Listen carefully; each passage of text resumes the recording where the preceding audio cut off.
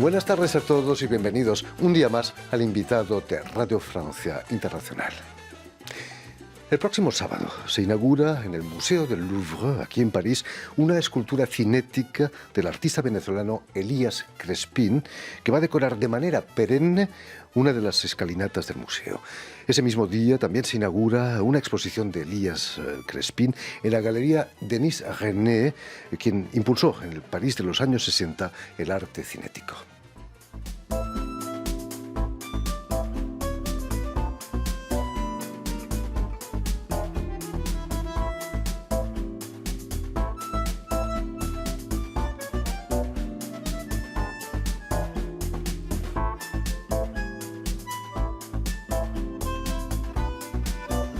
Y precisamente para hablarnos de esta extraordinaria exposición y de su trayectoria, Elías Crespin ha sido tan amable de venir a nuestros estudios. Buenas tardes, Elías.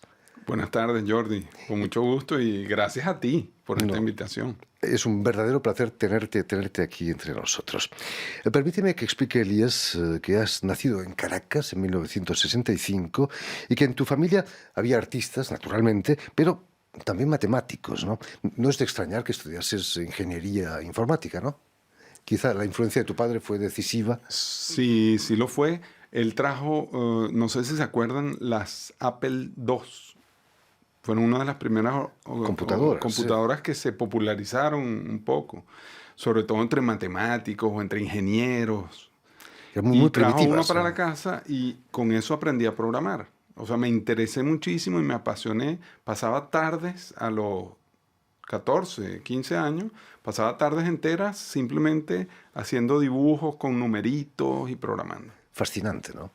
Pero imagino que tu abuela, que era artista también, Gertrude Goldschmidt, te influyó, ¿no? en tus gustos artísticos. Sí, por supuesto. Ella y mi abuelo adoptivo, Gerd Leufer.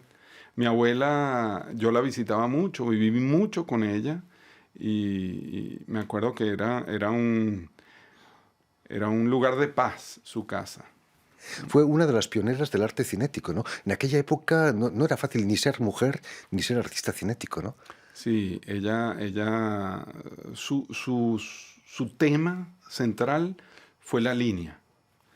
Y la línea tridimensional la trabajó en alambre y eso tiene una relación, podríamos decir, con arte cinético, sí.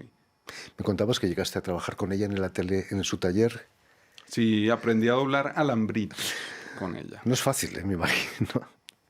Hablando de alambritos, es cierto que la idea de tu primera escultura la sugiere una visita al Museo de Bellas Artes, ahí en Caracas, donde ves una obra de Soto, un cubo creo que es. Sí, un cubo virtual o cubo de nylon de Soto.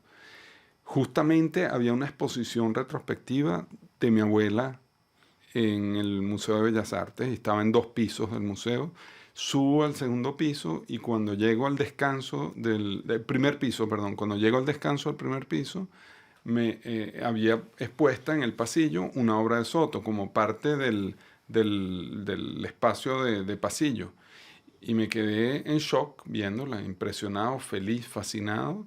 Y ahí conecté mi experiencia de graficación por computadora con ese objeto que pudiera, de alguna manera, no sabía cómo, servir de plataforma para hacer gráficas físicas.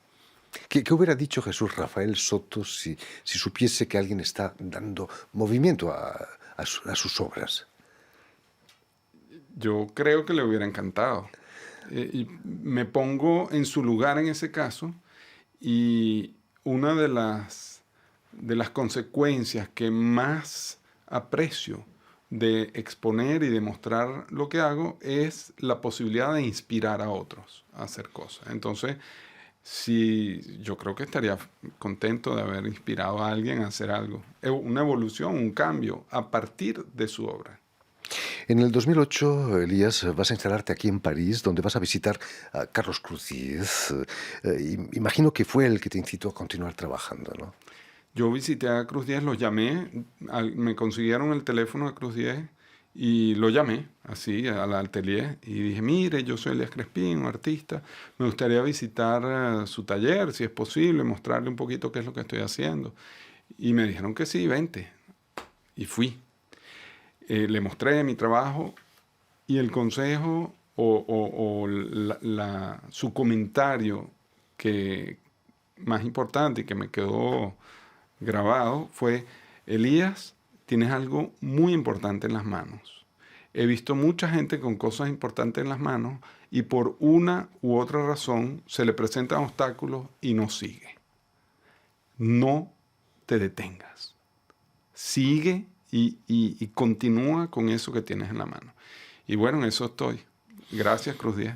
Cruz Diez que lo hizo, no se paró nunca, ¿no? Hasta su muerte reciente. Maravilloso, Cruz Diez. Era un maestro. Por eso, de las pocas personas que trato de usted. Nosotros los venezolanos somos muy tuteadores.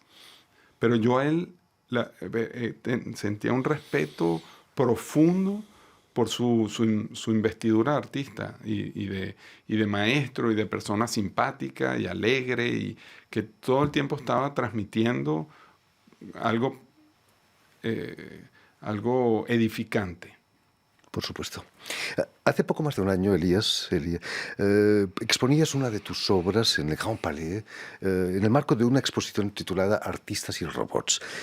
La introducción de la técnica, la ciencia en el arte, no corre el riesgo de deshumanizarlo. De hecho, sucede mucho. Hay muchas obras llamadas de arte de nuevos medios o de arte tecnológico que efectivamente le dan una preponderancia, a mi juicio, y ese es mi juicio, demasiado grande a la tecnología por encima de la experiencia o de la estética de lo que estén haciendo. Entonces los cables están ahí, sí, no importa, ahora eso es así. Yo no estoy tan de acuerdo. Cuando uno ve a una persona, por ejemplo, y hay una comunicación gestual, o tú lo ves cómo se mueve, cómo mira, tú te das cuenta de muchas cosas a través de lo que está sucediendo. Ahora, de lo que estás viendo, el gesto, la postura, la mirada. Ahora, todo lo que sucede dentro del cuerpo para que ese gesto y esa mirada simple ocurra, bueno, no podemos ni imaginárnoslo, ¿no? Entre las nervaduras, la electricidad que pasa por los nervios, los músculos, las ideas en el cerebro, que quién sabe cómo es que eso funciona, ¿no? Si comiste bien o no, entonces tienes dolor de estómago o no. Todo eso junto genera ese lenguaje corporal, ¿no? Pero no vemos el interior, no vemos las tripas, no vemos los nervios ópticos o el ojo por dentro, vemos la mirada. Entonces, un poco en esa onda yo creo que hay que presentar la obra con toda su complejidad por dentro para que funcione, si es una obra con complejidad, como en mi caso. Pero lo que importa es la danza y la experiencia del público frente a esa danza. Hablando de ciencia y arte, si Leonardo da Vinci estuviera con nosotros, seguro que le encantaría tu obra. Era un gran científico, por cierto, ¿no? Ojalá. Bueno, sí, la exposición que hay en este momento, además, en el Museo Louvre de Leonardo da Vinci, es una coincidencia maravillosa. Es increíble, es una fortuna más. Y ahí tú ves sus cuadernos, por ejemplo, y sus anotaciones para las máquinas o para los inventos que hizo, y son fabulosos. Sí, bueno, también quisiera pensar que le encantaría mi obra. Elías Crespin, hace 20 años y te dicen que vas a exponer una obra permanentemente en el Louvre junto a Leonardo da Vinci, que es una exposición temporal, la de Leonardo, por cierto. ¿Qué hubieras dicho? Que es un charlatán. Hubiera dicho que no, mira, yo soy artista, pero soy serio. ¿Ah? Yo no voy a andar inventando cosas así. Pero es interesante porque hace 20 años, bueno, yo no había empezado como artista hace 20 años, empecé hace 14, pero no importa, hace 14 años yo no me planteé ningún objetivo de ubicación o de logro específico con las obras. Siempre he mantenido como motus dejar que las obras me lleven a donde voy a ir. Mucha gente me dice que no, que hay que definir una estrategia. Ha sucedido. Las obras me han llevado ellas a donde tengo que ir, a donde he ido. Y en este caso, pues, una obra permanente en el Museo Louvre. ¿Cómo reaccionaste cuando el museo te llama y te dice que quiere encargarte una obra? Bueno, quedé como anestesiado. Pasé toda esa tarde anestesiado. Fue una llamada primero para reunirnos con la directiva del museo y en la reunión con la directiva, un mes después que las agendas pudieron cuadrar, fue que me hicieron la solicitud de una obra permanente. Y en ese momento pues salí de esa reunión y no sentía las piernas. Me decías que fue la obra que estábamos viendo en el Grand Palais que estimuló al Louvre a pedirte una obra, ¿no? Sí, sí, el Louvre, la directiva del Louvre, no todos conocían mi obra y en una visita que hicieron a esa exposición vieron cómo se integraba, cómo aproveché para vestir esa torre de la escalera de honor en el Gran Palais con una obra súper contemporánea, con tubos brillantes, dialogando con un viejo edificio de la Belle Époque. Y eso les produjo la inquietud y tuvieron la iniciativa de querer una de forma permanente, manteniendo o siguiendo, mejor dicho, la tradición que tiene el Louvre de invitar artistas a integrar sus obras con la arquitectura del palacio. ¿Qué significa para ti ser el primer latinoamericano en ser llamado para eso? Significa que algo está cambiando. Algo está cambiando para bien, en una buena dirección.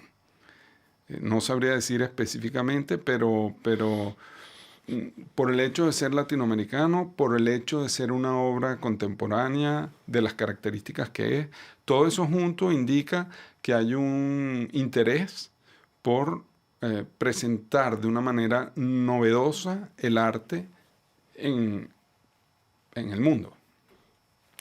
No olvidemos tu vernissage, el sábado 25 también de enero, en la Galería Denise René. ¿Qué hubiera sido del arte cinético sin esta gran señora, Madame Denise René?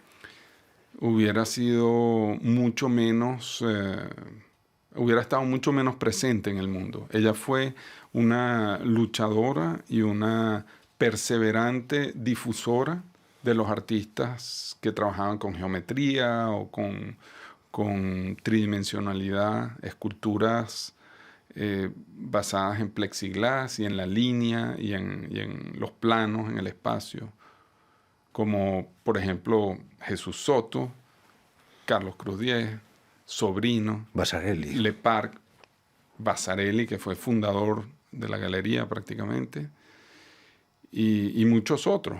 Incluso Mondrian. Creo que la primera exposición de Mondrian fue en la Galería de Denise René. Fue una galería muy importante para proyectar artistas y ella, esos artistas los seleccionaba por las características geométricas y materiales de sus trabajos. Y logró imponer el arte geométrico y tuvo una fama extraordinaria. Quizás en los años 80, 90 hubo una especie de crisis.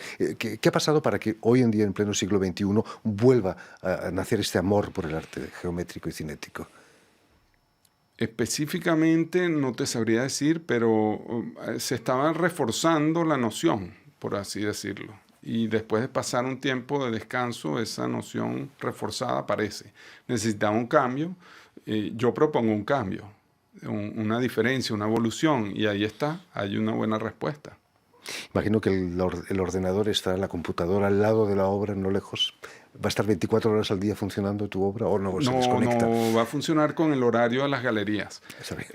No sabemos en el caso de huelgas o de algunos o de otros eventos inesperados cómo lo vamos a manejar, pero ahí lo estamos resolviendo. Pero en principio, a las 9 o 10 de la mañana, cuando abra el museo, la obra se comienza a danzar sola. Y en la tarde, dependiendo si se cierra en horario normal o en horario nocturno, se detiene la obra. En fin, muchísimas felicidades, Elías, por esta fantástica noticia de tener el primer venezolano y latinoamericano exponiendo una obra perenne en el Museo del Louvre. Pues ya lo saben, tienen una cita no solamente en el Louvre, también este sábado 25 en la galería de Denis René, en pleno Boulevard Saint-Germain, para el vernissage de su exposición personal también en esa galería. Gracias. Perdona, dinos, Elías. Quiero aprovechar para decir que el 31 de enero se va a inaugurar una obra mía en la Maison de l'Amérique Latine, que es pertinente también hablarlo acá y está en conexión con la Galería de Denis René y con la obra del museo, porque va a estar también en permanencia en la Maison de l'Amérique Latine. Así que los invito a presenciar pues esta toma de París. Ahí queda dicho. Gracias de nuevo, Elías. Permíteme también que dé las gracias a Vanessa Loiseau y a Julien Lenk, quienes están detrás de los cristales al tanto de la realización del programa. Y también enviar un saludo muy especial a nuestros telespectadores que nos siguen en toda América Latina gracias a una cadena de televisión uruguaya que se llama Canal U y emite desde Montevideo, en Uruguay. Y seguro que nos ven en Caracas gracias a ellos. Saludos a todos. Y a ustedes muchísimas gracias por su atención y les damos cita para una nueva edición de El Invitado de Radio Francia Internacional.